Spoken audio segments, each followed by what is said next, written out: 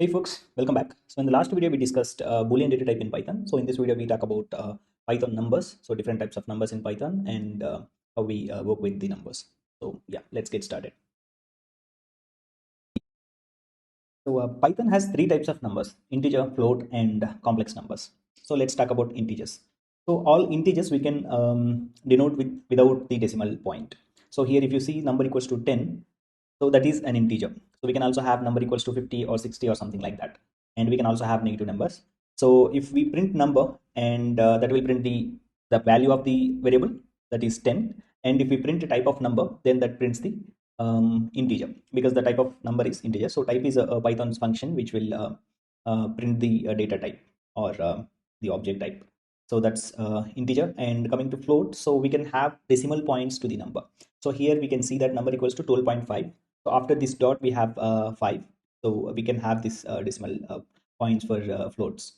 So same for float as well. So number, when we do print number, it will print the number, and when we do print type of number, and then it will print the float, because the data type is float here. And coming to complex numbers, so complex numbers have two parts. One is real part and the other one is imaginary part.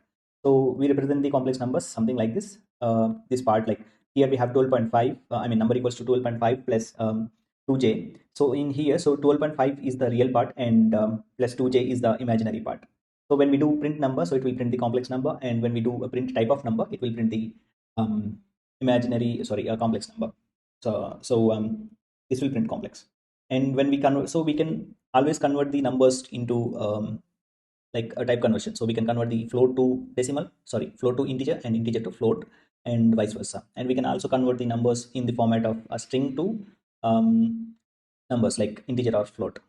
So when the string is valid number, let's say we have 12.6 in the format of string, and when we do int of that number, that will give 12. And when we do float of that string number, that will give 12.5 as a float.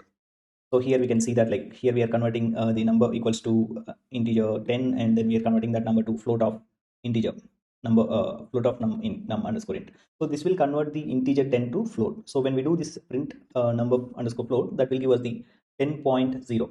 So similarly we can convert, so this float is a Python function which is used to convert the given value to float. And we can also convert the integer to complex by using the complex function. So Python also provides the complex function. So we can find the sum of these numbers by using plus operator, so which does 10 plus, let's say 10 plus 20, so which gives 30. So let's get started with the coding part and see how we can execute it. And so yeah, let's go to VS Code. So we can represent, before that let's run it, Python numbers. So we didn't have anything, so let me convert this to numbers. Okay, so now the program is ready. So let's say number equals to 10, and print number. Let's run the program. So we get 10 as value. So that's because we are just printing the number. So let's print the type of number. Print type of number. So it prints the integer because the number is int. So let's say we denote 10.5. I mean, let's assign number 10.5 to the variable num, and then let's print the same thing. So here we are printing the number value, and then we are printing the type of the number. So here we can see that we got 10.5 as value, and then type float because the number type is float. And let's say we convert this to complex number, we can simply add 20j, and let's run the same program. So here we can see that it did print the complex number, and the type of number is complex. So this is how we represent the integer, float, and complex number. So let's see how we can convert the number between different types. So let's convert the integer to float first. So number equals to 100, and print type of number, and then run the program. So here we can see that the number type is integer. So let's convert this number to value equals to float of number, and print the value, and then print type of value, and let's run the program. So here we can see that we got 100.0, and then the type of number is float. That's because we used a float function to convert the integer number into float. So similarly, we can convert the float to integer. So let's say we have 100.6.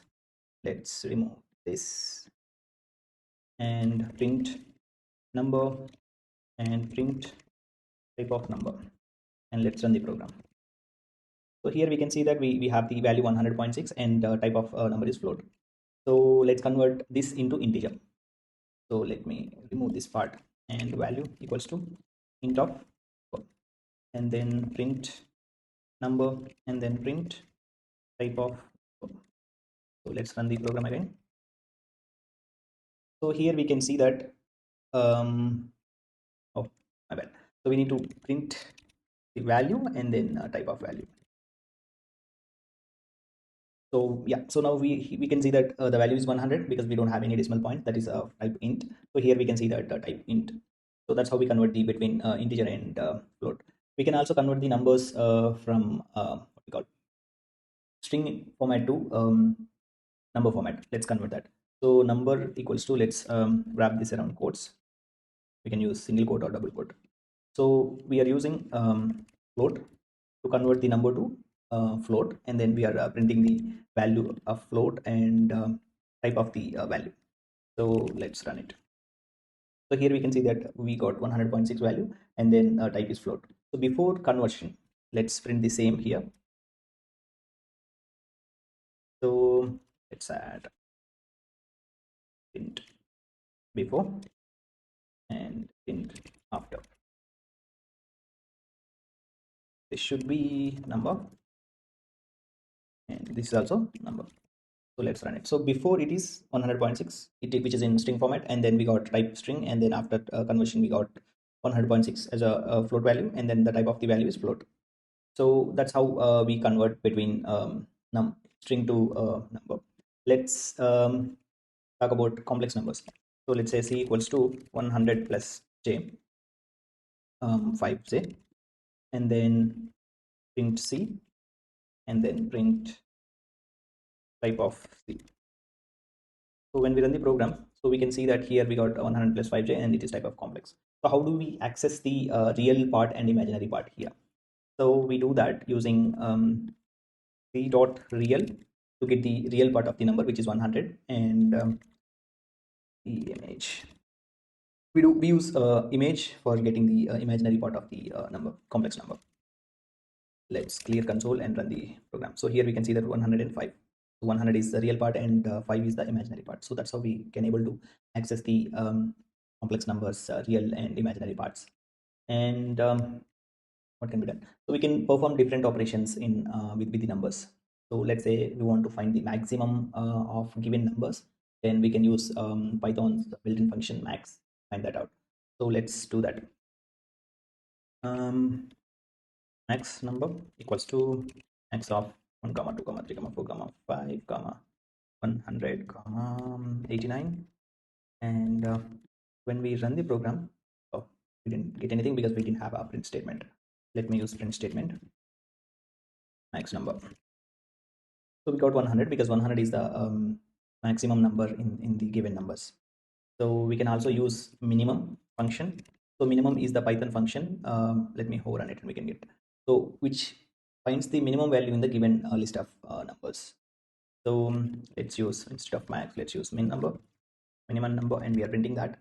So let's run the program again. So here we got the output as 1 because 1 is the least number in all these numbers. So that's why we got 1.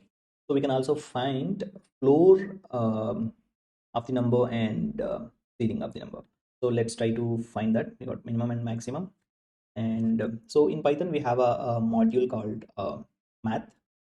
So we can use that to find the ceiling and floor of the numbers.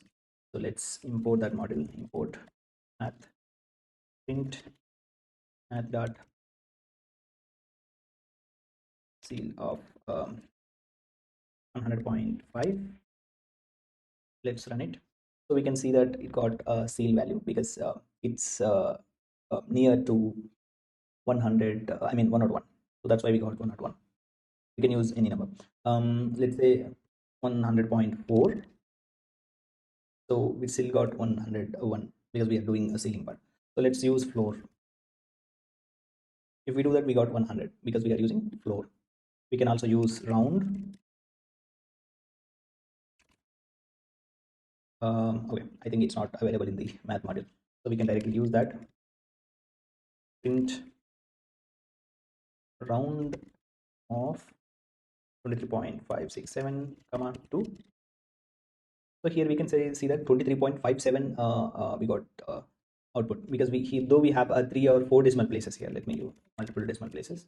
So it will convert there to only 2 decimal places. So this is how we round up that.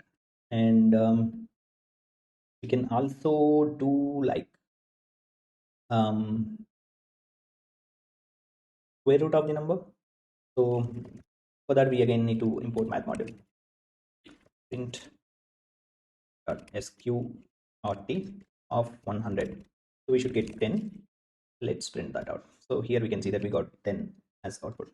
So this is how we can perform different operations using numbers. We can also use different operators like less, minus, and into, and double star to give power. And yeah, we can do more with these numbers. So that's all for this video. If you like this video, please do like, share, and subscribe to my channel. Thank you.